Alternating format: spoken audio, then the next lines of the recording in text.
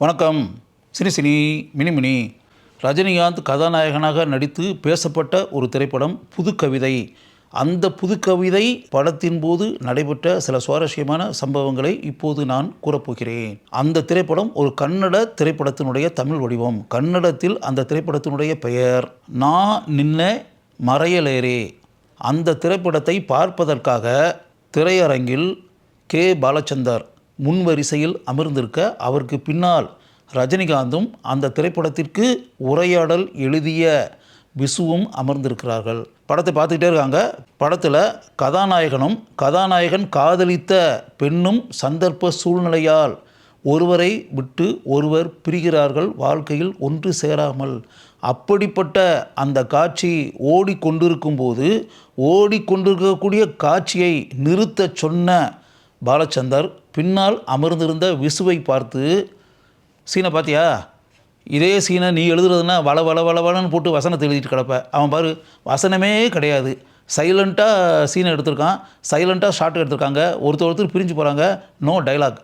எந்த அளவுக்கு மனசில் ஆழமாக பதியக்கூடிய அளவிற்கு கன்னடத்தில் படமாக்கியிருக்காங்க அப்படின்றத பாரு. இந்த இடத்துல நீ எழுதுறதுன்னா ஏகப்பட்ட வசனத்தை எழுதிக்கிட்டு இருப்ப அப்படின்ற மாதிரி பாலச்சந்தர் சார் விசுவை பார்த்து சொல்லிட்டாரு. விசு அதுக்கு பதிலே பேசலை. படம் மறுபடியும் ஓடுது, ஃபுல் பிக்சர் முடியுது, படத்தை பார்த்துட்டு வர்றாங்க. அதற்கு பிறகு அதே திரைப்படத்தை கவிதாலயா பட நிறுவனத்தின் சார்பாக கே. பாலச்சந்தர் தயாரிக்கிறார். அந்த படத்தை எஸ்பி முத்துராமன் இயக்குகிறார்.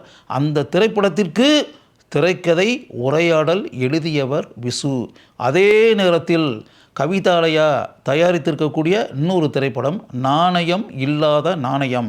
அந்த திரைப்படத்தை நடித்து இயக்கி கொண்டிருப்பவர் விசு. ஒரே நேரத்தில் கவிதாலயா தயாரிக்கக்கூடிய 2 திரைப்படங்கள் தயாரிப்பில் இருக்கின்றன. விசு 2 திரைப்படங்களுக்குமே எழுதுகிறார். ஒரு திரைப்படத்தை இயக்குகிறார், இன்னொரு திரைப்படத்திற்கு எழுத்தாளராக மட்டும் இருக்கிறார். புதுக்கவிதை படப்பிடிப்பு நடந்து கொண்டே இருக்கிறது. இவர் நாணயம் இல்லாத நாணயம் படத்தை இயக்கி கொண்டு இருக்கிறார். அப்படி ஒரு நாள் படப்பிடிப்பு தளத்தில் விசு இருந்து கொண்டிருக்கும்போது எஸ்பி முத்துராமன் அனுப்பியதாக கூறி அவருடைய உதவியாளர் ஒருவர் வந்தார். சார், இன்றைக்கி அந்த கதாநாயகியும் பிரிஞ்சு போகிறது மாதிரி காட்சி, அதுக்கு சார் உங்கள்கிட்ட டயலாக் எழுதி வாங்கிட்டு வர சொன்னார் அப்படின்னு. இவர் ஃபுல் பிக்சர் டைலாக் ஏற்கனவே எழுதி கொடுத்தாச்சு. நான் தான் ஃபுல் பிக்சரே டைலாக்லாம் ஃபுல்லாக எழுதி கொடுத்துட்டேனப்பா.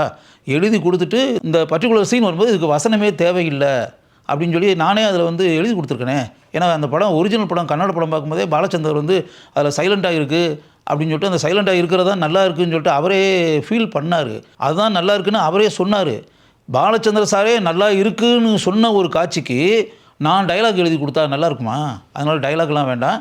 அவர் எப்படி சைலண்ட்டாக இருந்தால் நல்லா இருக்குது அப்படின்ற மாதிரி நினச்சாரோ அதே மாதிரி புதுக்கவிதை திரைப்படத்துலேயும் அந்த காட்சி அமைதியாகவே இருக்கட்டும், வித்தவுட் எனி டைலாக்ஸ். அதனால தான் இந்த காட்சிக்கு வசனமே தேவையில்லைன்னு சொல்லி நானே எழுதி கொடுத்துருக்கனே அப்படின்ற மாதிரி விசு சொல்லிட்டார். அதற்கு பிறகு நாணயம் இல்லாத நாணயம் ஷூட்டிங் நடந்துக்கிட்டே இருக்கும்போது ரஜினிகாந்தனுடைய மேக்கப் மேன் அங்கே வந்திருக்காரு. சார், ரஜினி சார் என்னை அனுப்பி விட்டார், அந்த சீன் நான் ஷூட் பண்ணலை, அந்த சீனுக்கு உங்கள்கிட்ட டயலாகு கட்டாயம் வேணும்னு சொல்லி சார் சொல்கிறாரு அப்படின்னு. ரஜினி அதுக்கு வசனம் இருந்தால் நல்லா இருக்குன்ற மாதிரி மனசுக்குள்ளே நினச்சிருப்பார் போல இருக்குது. விசுக்கு இப்போ என்ன பண்ணுறதுன்னு தெரியலை. ஏன்னா கன்னட படத்தை பார்த்துட்டு அந்த காட்சியில் வசனமே இல்லை அப்படின்றதுக்காக அந்த ஒரிஜினல் கன்னட படத்தை கே. பாலச்சந்தர் பெரிய அளவில் பாராட்டினார். அப்படி இருக்கக்கூடிய நிலையில் இந்த காட்சியில் வசனம் வேண்டும் என்று ரஜினிகாந்த் சொல்லியிருக்காரு அப்படின்றக்காக நம்ம எழுதி கொடுத்தா நல்லா இருக்குமா அப்படின்றது ஒன்று. அதே நேரத்தில் காலையில் ஒரு உதவி இயக்குனர் எஸ்பி முத்துராமன் அனுப்புனாருன்னு சொல்லி வந்தார். இப்போ மேக்கப் மேன் ஒருத்தர் ரஜினி அனுப்புனாருன்னு சொல்லி வந்திருக்காரு. 2 மனிதர்களையும் அனுப்பியவர்கள் பல சாதனைகளை புரிந்தவர்கள். அப்படிங்கும்போது அதுக்கு நம்ம ஏதாவது மதிப்பு கொடுத்தாதானே ஆகணும், அதுக்கு நம்ம ஏதாவது மரியாதை செலுத்தித்தானே ஆகணும். அப்படின்னும்போது விசு என்ன பண்ணியிருக்காரு அப்படின்னா, விசு இப்படி தான் சொல்கிறாரு, தன் கையில் இருந்த ஒரு சிகரெட் அட்டை இருக்குல்ல, அதில் ஒரே ஒரு வரியை எழுதி கொடுத்தாராம், இதை கொண்டு போய் கொடுத்துருங்க அப்படின்னு. அதற்கு பிறகு பல நாட்கள் கடந்து ஓடி விட்டன. புதுக்கவிதை படம் ஃபுல்லாகவே முடிஞ்சிருச்சு. முடிஞ்ச பிறகு ப்ரொஜெக்ஷன் அப்படின்னு ஒன்று இருக்கு இல்லையா, அந்த ப்ரொஜெக்ஷன் நடக்கும்போது அந்த படத்தை பார்க்க வேண்டும் என்று அந்த படத்திற்கு திரைக்கதை உரையாடல் எழுதியதற்காக விசுவையும் அழைத்திருக்கிறார்கள். அந்த படத்தை பார்ப்பதற்காக ரஜினிகாந்தும் வந்திருக்கிறார். அந்த படத்தை இயக்கிய எஸ்பி முத்துராமனும் வந்திருக்கிறார். அந்த திரைப்படத்தை கவிதாலயா பட நிறுவனத்தின் மூலமாக தயாரித்த கே பாலச்சந்தரும் வந்திருக்கிறார். எல்லாருமே உட்கார்ந்து அந்த படத்தை பார்க்கிறார்கள். அந்த குறிப்பிட்ட காட்சி இன்னும் சிறிது நேரத்தில் வரப்போகிறது. அந்த நேரத்தில் தான் ஒரு வரியில் வசனம் எழுதி கொடுத்த அந்த சம்பவம் இருக்குல்ல, கிட்டத்தட்ட விசு மறந்துட்டார். ஏன்னா அது எத்தனையோ மாதங்களுக்கு முன்னால் நடைபெற்ற சம்பவம். இப்போ இந்த காட்சி வரப்போகிறது. பாலச்சந்தர் அதை பார்க்க போகிறார். இவர் எழுதிய அந்த ஒரு வரி வசனத்தையும் கேட்கப் போகிறார். மனசுக்குள்ளே ஒரு பதைப்பு உண்டாகும்ல. அப்போ நாற்காலிகளுக்கு மத்தியில் ஊர்ந்து சென்று விசு ரஜினிகாந்தை பார்த்து, சார் அன்றைக்கி இந்த ஷூட்டிங் டைமில் நீங்கள் சொல்லி அனுப்புனீங்கன்னு ஒருத்தட்ட வந்து நான் ஒரு வரி எழுதி கொடுத்து அனுப்புனேன்ல சிகரெட் அட்டையில், அதை படத்தில் யூஸ் பண்ணிட்டீங்களான்னு. அது நாங்கள் அப்போவே யூஸ் பண்ணிட்டோமே அப்படின்னு ரஜினிகாந்த் சொல்லிட்டாரு. அப்போவே யூஸ் பண்ணியாச்சா? யூஸ் பண்ணியாச்சு அப்படின்னா இந்த காட்சிக்கு வசனமே வேண்டாம் சொல்லி சொன்ன பாலச்சந்தர் விசு எழுதிய ஒரு வரி வசனத்தை பார்த்தால் என்ன நினைப்பார் என்ற பதைப்பு விசுவிற்கு. அந்த காட்சி வருகிறது.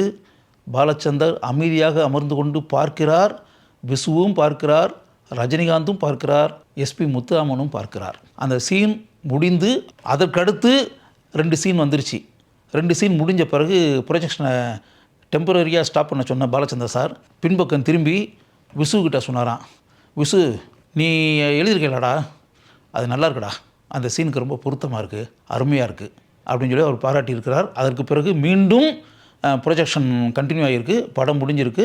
பாலச்சந்தர் விசுவை பாராட்டி இருக்கிறார். படம் முடிகிறது வர விசுவுக்கு மனதிற்குள் நடுக்கம்.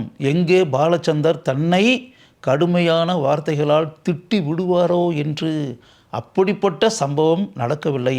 அதற்கு மாறாக பாலச்சந்தர் விசுவை பாராட்டி இருக்கிறார்.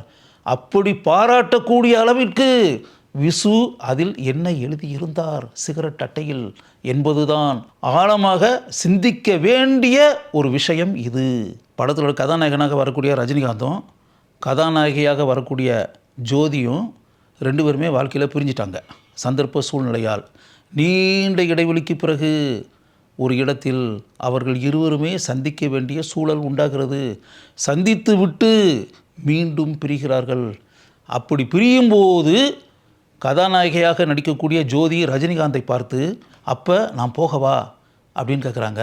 ரஜினிகாந்த் ஜோதியை பார்த்து சொல்கிறாரு, நீ தான் எப்போவோ போயிட்டியேன்னு. நீ தான் எப்போவோ போயிட்டியே, அப்போ நான் போகவான்னு கேட்குறா. அப்போ நான் போகவா அப்படின்னு அவள் கேட்குறா. நீ தான் எப்போவோ போயிட்டியேன்னு. What a fantastic line written by Visu. காலங்கள் கடந்து ஓடிப்போச்சு. இந்த அற்புத வார்த்தைகளை எழுதிய விசு நம்மிடையே இல்லை. அதை பாராட்டிய இயக்குனர் சிகரம் கே பாலச்சந்தரும் இல்லை. அந்த 2 மனிதர்களும் இல்லாத இந்த நிலையில் எத்தனையோ வருடங்களுக்கு முன்பு நடைபெற்ற அந்த இனிய சம்பவத்தை உங்களிடம் நான் பகிர்ந்து கொள்கிறேன்.